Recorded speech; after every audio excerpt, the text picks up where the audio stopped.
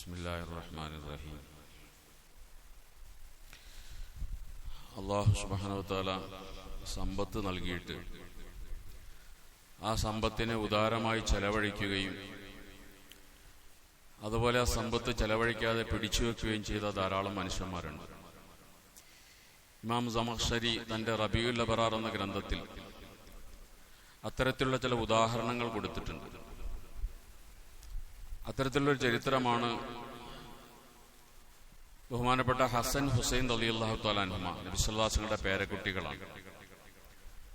അതുപോലെ Abdullah bin Jafar റളിയല്ലാഹു അൻഹു, ജഅഫർ അള്ളാഹിന്റെ മകൻ അബ്ദുള്ള, ഇവര് മൂന്നു പേരും കൂടി ഒരിക്കലൊരു യാത്ര പോയി. മരുഭൂമിയിലുള്ള വിദൂരമായ യാത്രയാണ്. അവർ കരുതിയിരുന്ന ഭക്ഷണങ്ങളൊക്കെ തീർന്നു, കുടിക്കാനുള്ള വെള്ളവും തീർന്നു. ദാഹിച്ച് മരിക്കുമെന്നൊരു ഘട്ടത്തിലെത്തിയപ്പോൾ അവർ എവിടെന്നെങ്കിലും വെള്ളം കിട്ടുമോ എന്ന് അന്വേഷിച്ചു. അപ്പോൾ ഒരു വീട് കണ്ടു, ഒരു ഗ്രാമീണ സ്ത്രീയുടെ വീടാണത്. അങ്ങോട്ട് കയറി ചെന്നു. അപ്പൊ സ്ത്രീ മാത്രമേ അവിടെയുള്ളൂ. അപ്പൊ അവരോട് കാര്യം പറഞ്ഞു, ഞങ്ങൾ മദീനയിൽ നിന്ന് വന്നതാണ്, യാത്രക്കാരാണ്, വെള്ളമില്ല, ഭക്ഷണമില്ല. അപ്പൊ അവര് പറഞ്ഞു, ഇവിടെ നിങ്ങൾക്ക് തരാനൊന്നുമില്ല, ഒരാട് മാത്രമേ ഇവിടെയുള്ളൂ, അതാണെങ്കിൽ പാല് കുറഞ്ഞൊരാടുമാണ്, വേണമെങ്കിൽ അതിനെ കറന്നു തരാമെന്ന് പറഞ്ഞു. അങ്ങനെ ആടിനെ കറന്ന് കുറച്ച് പാല് കിട്ടി, അതിനകത്ത് വെള്ളം ചേർത്ത് മൂന്ന് പേരും കൂടിയും കുടിച്ചു. പക്ഷെ ഇനി യാത്ര മുന്നോട്ട് പോകാൻ കഴിയില്ല. അപ്പൊ അവർ പറഞ്ഞു, എന്നാൽ നിങ്ങൾ ആടിനെ അറുത്ത് നിങ്ങൾക്ക് ആ മാംസം പാചകം ചെയ്ത് ഭക്ഷിക്കാമെന്ന് പറഞ്ഞു. അങ്ങനെ അവരുടെ വീട്ടിലുള്ള ഏക ആടിനെ അറുത്ത് മാംസം പാചകം ചെയ്ത് ഭക്ഷിച്ചുകൊണ്ടിരിക്കുമ്പോഴാണ് ഈ സ്ത്രീയുടെ ഭർത്താവ് വരുന്നത്. ഭർത്താവിന് ഇത് ഇഷ്ടപ്പെട്ടില്ല.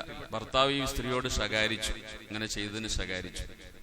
ഏതായിരുന്നാലും ആ ഭക്ഷണവും കഴിച്ച് മൂന്ന് പേര് യാത്ര തുടരുന്ന സമയത്ത് ആ സ്ത്രീയോട് പറഞ്ഞു, ഞങ്ങൾ മദീനക്കാരാണ്, ഖുറൈശികളാണ്, നിങ്ങൾ എന്തെങ്കിലും മദീനയിൽ വരികയാണെങ്കിൽ ഞങ്ങളെ അന്വേഷിക്കണം, ഞങ്ങളുടെ പേര് ഇന്നതാണെന്ന് പറഞ്ഞ് പേരും പറഞ്ഞു കൊടുത്തു. അങ്ങനെ അവർ പോന്നു, യാത്ര തുടർന്നു. കാലങ്ങൾ കഴിഞ്ഞ് ഹസൻ റളിയല്ലാഹു തആല അൻഹു അദ്ദേഹത്തിന്റെ വീട്ടിൽ നിൽക്കുമ്പോൾ, വീടിന്റെ മുന്നിൽ നിൽക്കുമ്പോൾ ഒരിക്കലും ഒരു വൃദ്ധയായ ഒരു സ്ത്രീ മുന്നിലൂടെ നടക്കുന്നു കണ്ടു. അവരുടെ നടത്തവും പെരുമാറ്റവും ഒക്കെ കണ്ടിട്ട് പരിചയമുള്ള സ്ത്രീയെ പോലെ തോന്നി. അവരെ സമീപിച്ച് ചോദിച്ചു, നിങ്ങൾക്ക് എന്നെ അറിയാമോ എന്ന് ചോദിച്ചു. അവർ പറഞ്ഞു, എനിക്കറിയില്ല. ഹസൻ റളിയല്ലാഹു അൻഹു പറഞ്ഞു, എനിക്ക് നിങ്ങളെ അറിയാം. നാളുകൾക്ക് മുമ്പ് നിങ്ങളുടെ ഗ്രാമത്തിൽ വന്ന് യാത്രക്കാരായി വന്ന് നിങ്ങളുടെ വീട്ടിൽ നിന്ന് ഭക്ഷണം കഴിച്ചു പോകുന്ന ആളാണ് ഞാൻ. എന്റെ കൂടെ ഹുസൈൻ ഉണ്ട്, അബ്ദുല്ലാഹ് ബിൻ ജഅഫർ ഉണ്ട്. അങ്ങനെ അന്നാ ചെയ്ത ഉപകാരത്തിന് നന്ദിയായിട്ട്, ആ ഉപകാരം എന്ന് പറഞ്ഞാൽ ചെറിയ ഉപകാരമല്ല, അന്നാ വെള്ളം കിട്ടിയില്ലെങ്കിൽ ഒരു മൂന്നുപേരും മരിച്ചു. അപ്പോഴാണ് ആ സ്ത്രീ വെള്ളം തന്റെ ഏക ആടിനെ അറുത്ത് ഭക്ഷണം കൊടുക്കുന്നു, വെള്ളം കൊടുക്കുന്നു, തന്റെ ഭർത്താവിന്റെ ശകാരം കേൾക്കുന്നു.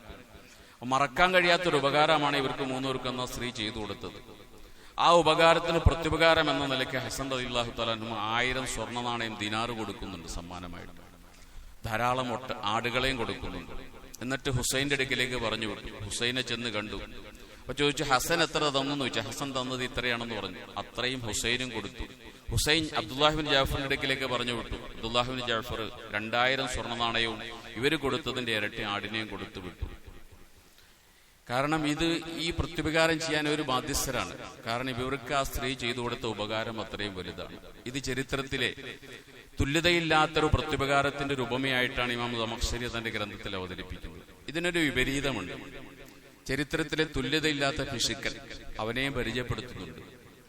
അബ്ബാസി ഖലീഫമാരുടെ കാലത്ത് ബറാമിക്കുകൾ എന്ന് പറയുന്ന ഒരു വിഭാഗം ഉണ്ടായിരുന്നു. പേർഷ്യക്കാരാണ്. അവർ അബ്ബാസി ഖിലാഫത്തിലെ മന്ത്രിമാരും അതുപോലെ തന്നെ രാജാവിന്റെ സേവകരുമായിട്ട് കഴിഞ്ഞിരുന്ന ഒരു വിഭാഗമാണ്. അവരിൽപ്പെട്ട ഒരു മനുഷ്യനാണ് മുഹമ്മദ് ബിൻ യഹിയ.